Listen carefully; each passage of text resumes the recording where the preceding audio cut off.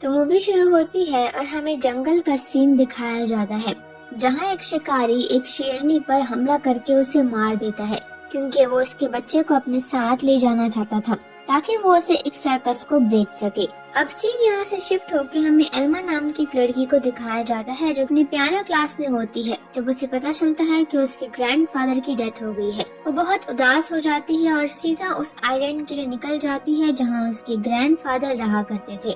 اس آئی land کا نام Kenyatta ہے۔ ایلما اپنے گرینڈ فادر کا فیونرل اٹینڈ کرتی ہے اور وہاں پر وہ اپنے گرینڈ پا کے فرینڈ جوئی سے بھی ملتی ہے جو کہ ایلما کو اس کے گرینڈ پا کے گھر لے جاتے ہیں جہاں وہ رہا کرتے تھے۔ جب ایلما اس گھر کو ایکسپلور کر رہی ہوتی ہے تو اسے اپنے دادا کی بہت یاد آتی ہے۔ یہاں جوئی اسے کہتا ہے کہ تمہیں کچھ دن یہاں رکنا چاہیے، تمہیں اچھا لگے گا، مگر ایلما کہتی ہے کہ وہ یہاں نہیں رک سکتی، اس کی لائف وہاں ہے، وہ یہاں پر ایڈجسٹ نہیں ہو پائے گی۔ جوئی اس کی بات سمجھ جاتا ہے اور جاتے ہوئے وہ اسے ایک کیمرہ دے جاتا ہے جو کہ اس کے گرینڈ فادر اس کے لیے چھوڑ کر گئے تھے۔ اس میں ان کا ایک ریکارڈڈ میسج تھا۔ جوئی کے جانے کے بعد ایلما رات میں وہ میسج سنتی ہے جس میں کہ اس کے گرینڈ پا سے کہتے ہیں کہ میں تم سے بہت پیار کرتا ہوں اور میں تمہیں بہت مس بھی کرتا ہوں، مگر مجھے پتا ہے کہ تم بہت ہی انٹیلیجنٹ ہو اور تم اپنی لائف میں بہت آگے جاؤ گی۔ اسی بیچ ان کے گھر کے باہر ایک وولف آتی ہے اور اس کے گرینڈ پا اسے دیکھ کر بہت خوش ہوتے ہیں۔ وہ ایلما کو بتاتے ہیں کہ یہ ان کی نئی دوست ہے اور وہ بہت اچھی ہے۔ یہ سب سن کر ایلما بہت ہی ایموشنل ہو جاتی ہے۔ وہیں دوسری طرف ہمیں دوبارہ سے اس شکاری کو دکھایا جاتا ہے جو کہ اس کپ کو اپنے ساتھ ایک پلین میں لے جا رہا ہوتا ہے، لیکن موسم خراب ہونے کی وجہ سے اس کا پلین ایلما کے آئی لینڈ پر ہی کریش ہو جاتا ہے جس کی آواز ایلما بھی سنتی ہے، لیکن موسم خراب ہونے کی وجہ سے وہ باہر نہیں جا پاتی۔ اب نیکسٹ مارننگ ہمیں دو سائنٹسٹ ایلی اور چارلز کو دکھایا جاتا ہے جو کہ ایلما کے ہی آئی لینڈ پر آئے ہوتے ہیں۔ وہ وائٹ وولف کو پکڑنا چاہتے تھے کیونکہ یہاں پر پائے جانے والے وائٹ وولف اپنی بریڈ کے بہت ہی کم رہ گئے ہیں، اسی لیے وہ انہیں ایکسٹینڈ ہونے سے روکنے کے لیے پکڑنا چاہتے ہیں۔ اب ان کے بچھائے ہوئے ٹریپ میں ایک وولف پھنس جاتی ہے لیکن وہ نیٹ کو پھاڑ کر وہاں سے بھاگ جاتی ہے۔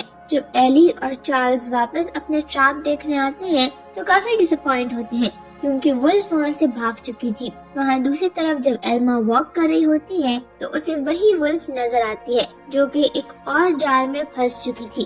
وہ وولف اسے دیکھ کر گھبرا جاتی ہے، مگر ایلما نے اپنے دادا جی کا کوٹ پہن رکھا تھا اور وہ وولف اس کی اسمیل پہچان جاتی ہے، اسی لیے وہ ایلما کو کچھ نہیں کہتی اور ایلما بھی اس کی مدد کرتی ہے اور وہ نیٹ کاٹ کر اسے آزاد کر دیتی ہے۔ آگے جا کر ایلما ایلی اور چارلز کو بھی دیکھتی ہے، اسے لگتا ہے کہ وہ دونوں ہنٹرز ہیں، اسی لیے وہ ان پر غصہ کرتی ہے اور کہتی ہے کہ یہ اس کا پرائیویٹ آئی لینڈ ہے، اسی لیے وہ یہاں یہ سب نہیں کر سکتے۔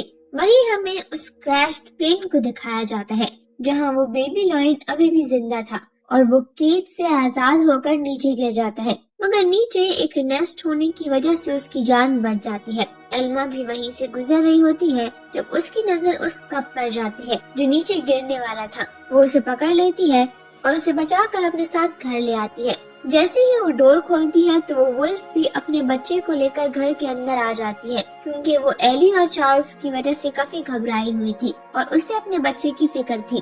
اب ایلما کو سمجھ میں نہیں آتا کہ وہ اس سچویشن کو کیسے ہینڈل کرے، اسی لیے وہ جوئی کو کال کرتی ہے مگر وہ کال ریسیو نہیں کرتا۔ پھر تھوڑی ہی دیر میں وہ خود وہاں پہنچ جاتا ہے کیونکہ وہ کل اسے واکی ٹاکی دینا بھول گیا تھا۔ ایلما انہیں کب اور وولف کے بارے میں بتاتی ہے تو جوئی کہتے ہیں کہ وہ فارسٹ رینجرز کو بلا چکا ہے، تھوڑی ہی دیر میں وہ انہیں لینے آ جائیں گے۔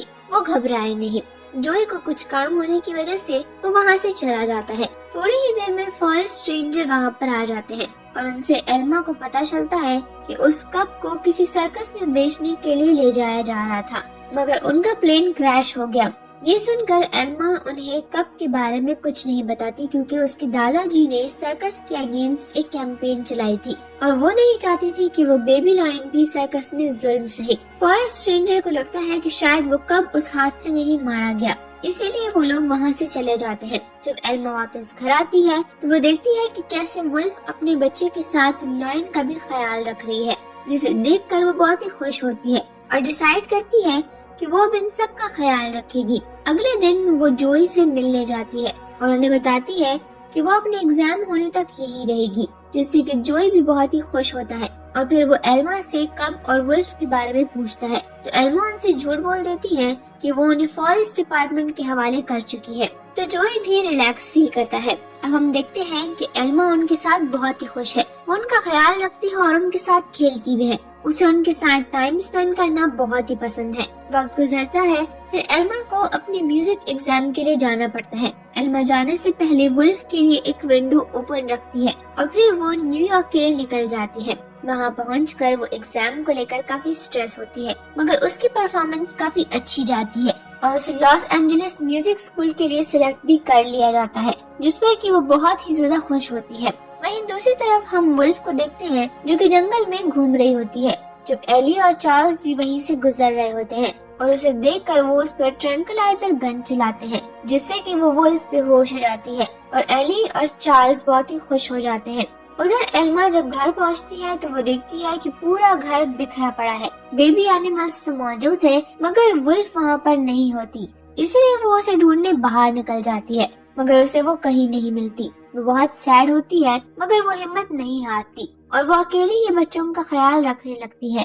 اگلے دن جب جوئی اسے ملنے آتا ہے تو ان دونوں اینیملز کو دیکھ کر وہ ایلما پر غصہ کرتا ہے کہ اس نے اسے جھوٹ بولا، مگر ایلما انہیں سمجھاتی ہے کہ اس کے دادا نے سرکس کے اگینسٹ کیمپین چلائی تھی اور وہ نہیں چاہتی کہ یہ کب بھی سرکس جائے، اسی لیے وہ ان کا خیال رکھنا چاہتی ہے، خاص کر اب جب کہ ولف بھی یہاں پر نہیں ہے۔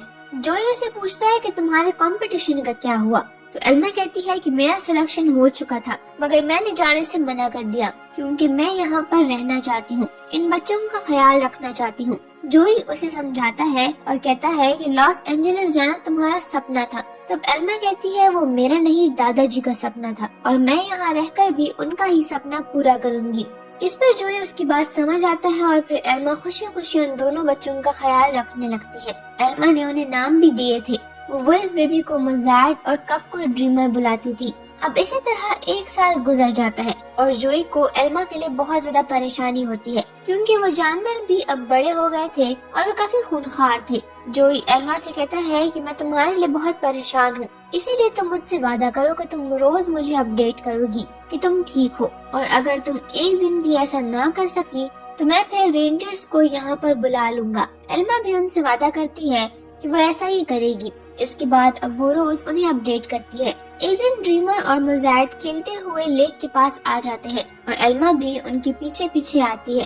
وہ دیکھتی ہے کہ لیک کے پاس ایک لیڈی اپنی بیٹی کے لیے پھول توڑ رہی ہے، تبھی ڈریمر اور موزارٹ ان کی طرف بھاگنے لگتے ہیں۔ ایلما کو لگتا ہے کہ وہ دونوں ان اینیملز کو دیکھ کر ڈر جائیں گی، اسی لیے انہیں روکنے کے لیے وہ بھاگتی ہے، مگر پیر پھسلنے کی وجہ سے اس کے سر پر چوٹ لگ جاتی ہے اور وہیں بے ہوش ہو جاتی ہے۔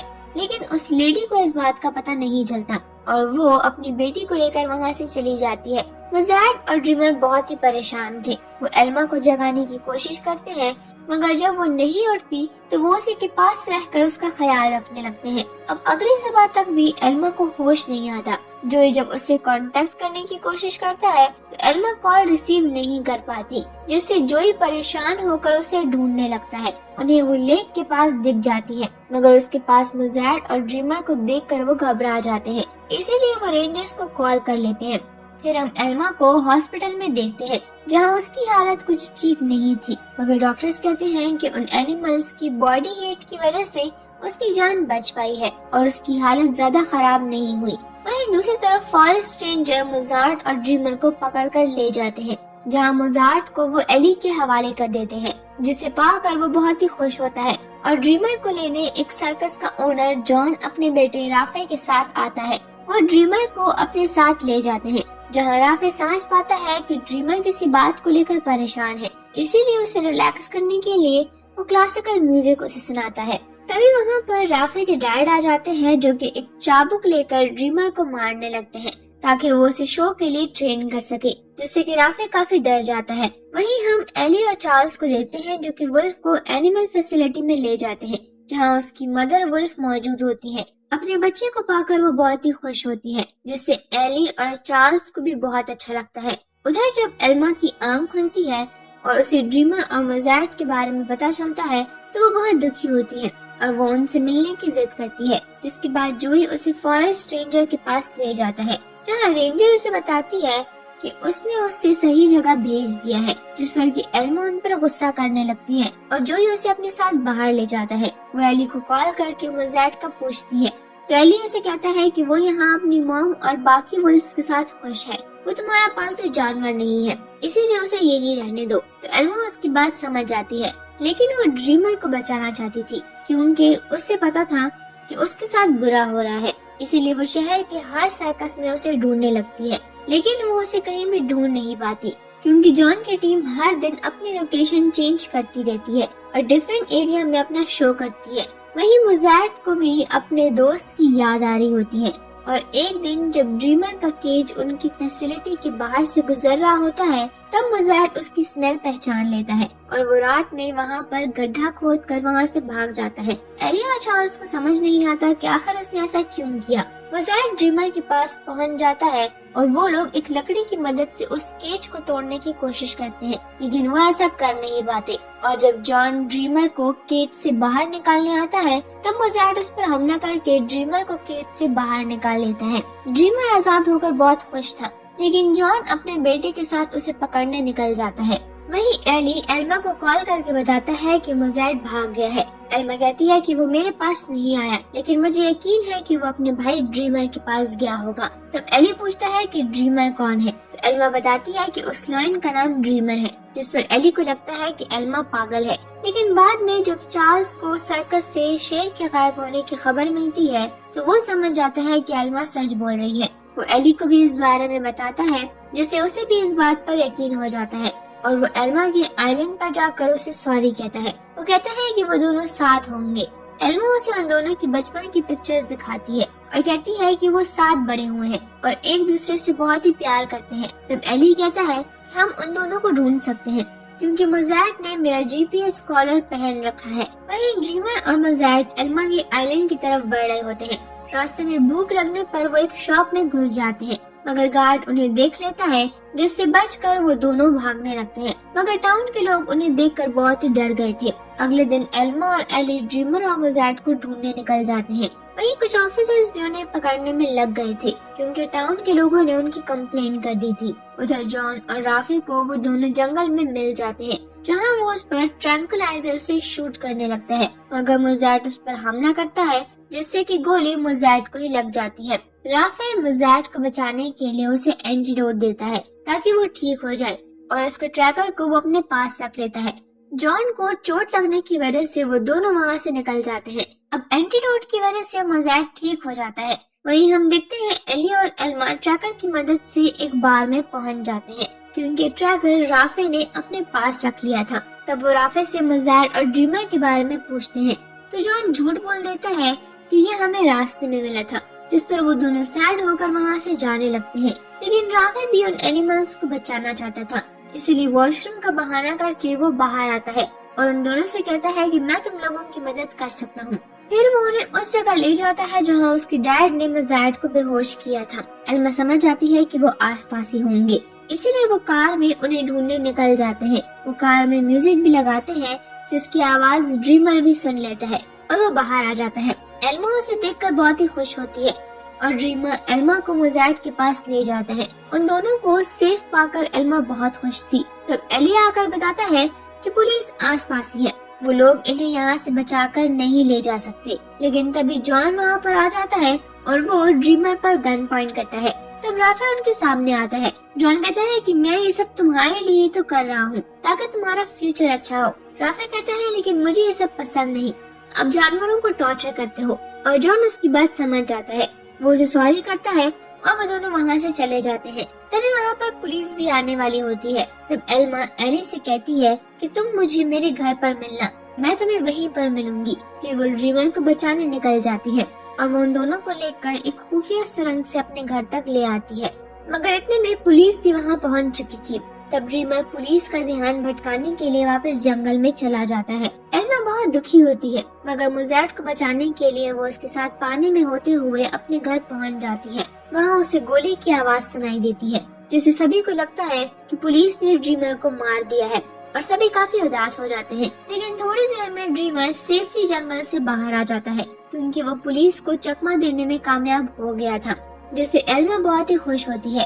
جوئی اور ایلی بھی یہ دیکھ کر بہت خوش ہوتے ہیں اور پھر ہم دیکھتے ہیں کہ ایلما ایک میوزک پارٹی ارینج کرتی ہے اور وہ سب کو اس بات کا پروف دیتی ہے کہ اگر ایک اچھا انوائرمنٹ پرووائڈ کیا جائے تو دو خطرناک بریڈ کے جانور بھی ایک ساتھ اچھے سے رہ سکتے ہیں۔ پھر ہمیں ڈریمر اور مزائڈ کو دکھایا جاتا ہے جو کہ ایک ساتھ کھیل رہے ہوتے ہیں اور اسی کے ساتھ یہ مووی یہیں پر اینڈ ہو جاتی ہے۔